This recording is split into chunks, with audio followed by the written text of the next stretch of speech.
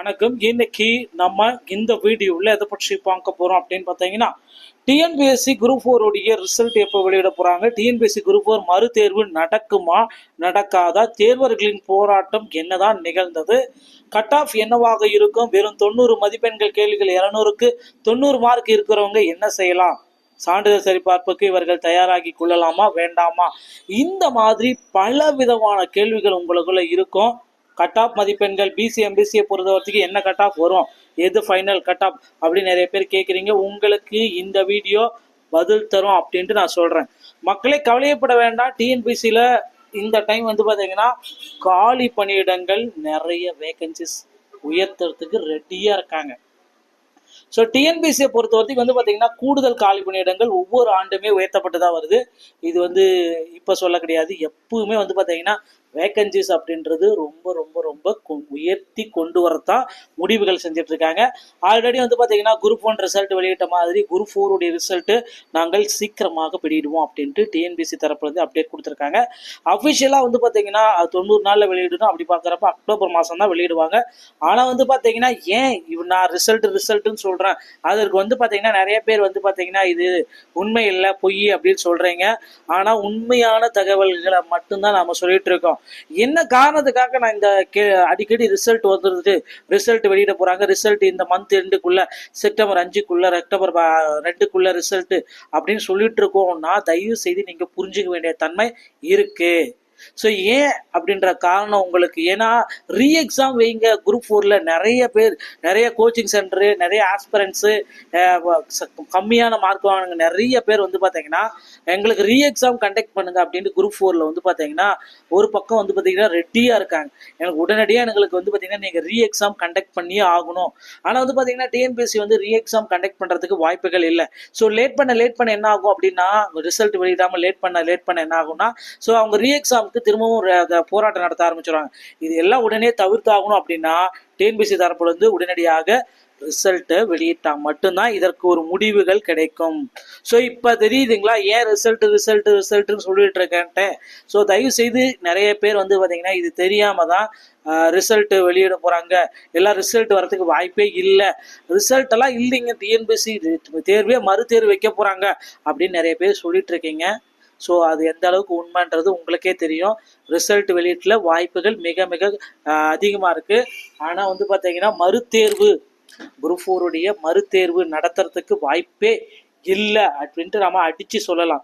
So மக்களே கவலையப்பட வேண்டாம். TNPSC group 4ல மறுதேர்வு அப்படின்றது ஒன்று நடக்க வாய்ப்புகள் மிக மிக குறைவு. ஓகேங்களா? ஸோ இப்போ பார்த்தீங்கன்னா குரூப் 1 ரிசல்ட்டு பணி ஆணைகள் எல்லாமே பெற்றுட்ருப்பாங்க. அடுத்து பார்த்தீங்கன்னா டிஎன்பிஎஸ்சி குரூப் 4 உடைய ரிசல்ட்டுக்காக மக்கள் எல்லாருமே வெயிட் பண்ணிட்டு இருக்காங்க. ஸோ என்னைக்கு வெளியாகும் சார் கரெக்டாக சொல்லுங்க. குரூப் 4 உடைய ரிசல்ட் பார்த்தீங்கன்னா அஃபிஷியல் ஆனுவல் பிளானர்ல அக்டோபர் மாசத்துல ரிசல்ட் வெளியாகுன்னு சொல்லியிருக்காங்க. அதுதான் உண்மை. தயவு செய்து நீங்க பொய் சொல்லாதீங்க, இந்த மாதிரி எல்லாம் சேனல்ல உண்மையா சொல்லாதீங்க, இது பொய்யை சொல்லாதீங்க அப்படின்னு நிறைய பேர் கேட்குறீங்க. ஸோ கண்டிப்பாக காரணம் இல்லாமல் எந்த விதமான செயல்களும் நடக்காது. ஸோ முதல் காரணம் அப்படின்னு நம்ம பார்க்குறப்ப டிஎன்பிஎஸ்சியில் வேகன்சிஸ் இன்க்ரீஸ் பண்ணுறது உறுதியாக்கப்பட்டது. ஸோ நிச்சயமாக பார்த்தீங்கன்னா டிஎன்பிஎஸ்சியோடைய வேகன்சிஸ் குரூப் 4 உடைய வேகன்சிஸ் குரூப் 4 தேர்வர்களுக்கு கண்டிப்பாக 100% வேகன்சிஸ் இன்க்ரீஸ் இருக்கு. மறுதேர்வுன்றது வாய்ப்பே இல்லை. நிறைய பேர் மறுதேர்வு வைப்பாங்க, அப்ஜெக்ஷன் ட்ராக்கர் போட்டிருக்கேன், எனக்கு கீ சேலஞ்சஸ்ல 20 மார்க் வரும் 30 மார்க் வரும் அப்படின்னு நீங்கள் நினைப்பீங்க. எங்கள் கோச்சிங் சென்டர் கொடுத்த புக்கு தான் ரைட்டாக இருக்குது அப்படின்னு நீங்கள் நினைப்பீங்க. அதெல்லாம் தவறு. ஸோ அப்ஜெக்ஷன் ட்ராக்கரை பொறுத்த வரைக்கும் வரும், ஆனால் 2 mark 1 mark 3 mark highest. So இதில் பெரிய லெவல் கட் ஆஃப் சேஞ்ச் பண்ணாது, அஃபெக்டும் பண்ணாது, அதையும் நீங்கள் தெரிஞ்சுக்கணும். ஸோ அடுத்து பார்த்தீங்கன்னா நீங்கள் எக்ஸ்பெக்ட் பண்ணுற மாதிரி குரூப் 4ல இன்னொரு விஷயம் நடக்க போகுது. கூடுதலாக பதவிகளை கொண்டு வர போகிறாங்க. ஸோ டிஎன்இபிக்கு பார்த்தீங்கன்னா குரூப் 4ல எடுக்கிறாங்க. ஸோ அதுவும் பார்த்தீங்கன்னா ஒரு சில கூடுதல் பதவிகளை கொண்டு வரதா தகவல் வந்திருக்கு. ஸோ இப்போதைய சுச்சுவேஷன் பிரகாரம் பார்த்தீங்கன்னா டிஎன்பிஎஸ்சியில் குரூப் 4 உடைய கட் ஆஃப் மதிப்பெண்கள் என்னவாக இருக்கும் அப்படின்றத உங்களுக்கு ஒரு சின்ன கிளாரிஃபிகேஷன் மட்டும் தான் நான் சொல்ல போகிறேன். இந்த கட் ஆஃப் வரலாம், வராமலும் போகலாம். ஆனால் பார்த்தீங்கன்னா இந்த கட் ஆஃப் இருக்கிறவங்க உடனடியாக நீங்கள் உங்களுடைய சான்றிதழ் சரிபார்ப்புக்கு ரெடி ஆகிக்கோங்க. 200க்கு 90 கொஸ்டின் ரைட்டாக இருந்தாலே போதுங்க. ஸோ நிச்சயமாக பார்த்தீங்கன்னா டிஎன்பிஎஸ்சியில் குரூப் 4ல நீங்கள் பணி வாய்ப்பு பெறுவது உறுதி உறுதி உறுதி. ஓகேங்களா? ஸோ இப்போ கட் ஆஃப் பற்றி தான் நான் உங்களுக்கு சொல்ல போகிறேன். அந்த கட் ஆஃப் என்னவாக இருக்கும் அப்படின்னு பார்த்தீங்கன்னா, டிஎன்பிஎஸ்சி குரூப் 4 உடைய ஃபைனல் கட் ஆஃப் அப்படின்னு நம்ம பார்க்குறப்ப, ஸோ இது வந்து பார்த்தீங்கன்னா இது என்னைக்கு வரைக்கும் இது அஃபெக்ட் ஆகும் அப்படின்னு பார்த்தீங்கன்னா, இந்த 30/8 வரைக்கும் தான் அஃபெக்ட். அதுக்கப்புறம் வந்து பார்த்தீங்கன்னா கட் ஆஃப் ரிசல்ட் வெளியிடுறாங்களா அதை பொறுத்து அடுத்த அப்டேட் கொடுப்பாங்க. அடுத்த மாதத்தில் ஆனுவல் பிளானரில் வந்து ஒரு சேஞ்சஸ் பண்ணி கொடுப்பாங்க. ரிசல்ட் என்னைக்கு வெளியிடுறோம், இல்லை ரிசல்ட் வெளியிடுவாங்களா அப்படின்றது எல்லாமே செப்டம்பர் 1ஆம் தேதி முதல் உங்களுக்கு ஆக்ட் ஆகும். இல்லை இந்த ஆகஸ்ட் 30ஆம் தேதி இது வந்து பார்த்தீங்கன்னா அறிவிக்கிறதுக்கும் வாய்ப்புகள் இருக்கு. ஸோ இதை பொறுத்து கட் ஆஃப்கள் விரைவில் மாறத்துக்கு வாய்ப்புகள் இருக்கு.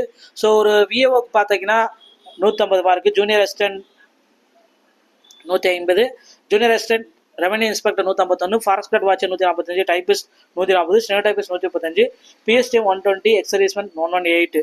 ஸோ அடுத்து பிசிக்கு VAO 145, junior assistant 143, junior assistant revenue inspector 444, forest guard 135, typist 135, steno typist 133, PSTM 118, ex servicemen 115. அடுத்து BC Muslim VAO 140, junior assistant 143, junior assistant revenue inspector 139, forest guard watcher 133, typist 130, steno typist 130, PST 115, ex servicemen transaction 110.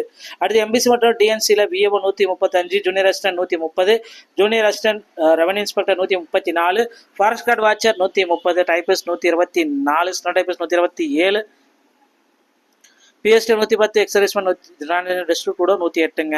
அடுத்து SC கேட்டகரியில் VAO 130, junior assistant 125, junior assistant revenue inspector 129, forest guard watcher 126, typist 120, steno typist 120, PST 108, ex servicemen 105ங்க.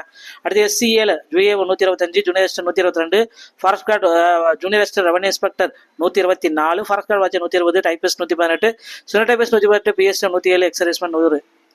அடுத்து எஸ்டியில் VAO 120, junior assistant 118, junior assistant revenue inspector 120, forest guard watcher 118, typist 116, steno typist 115, PSTM 105, ex servicemen transaction வந்தா 100.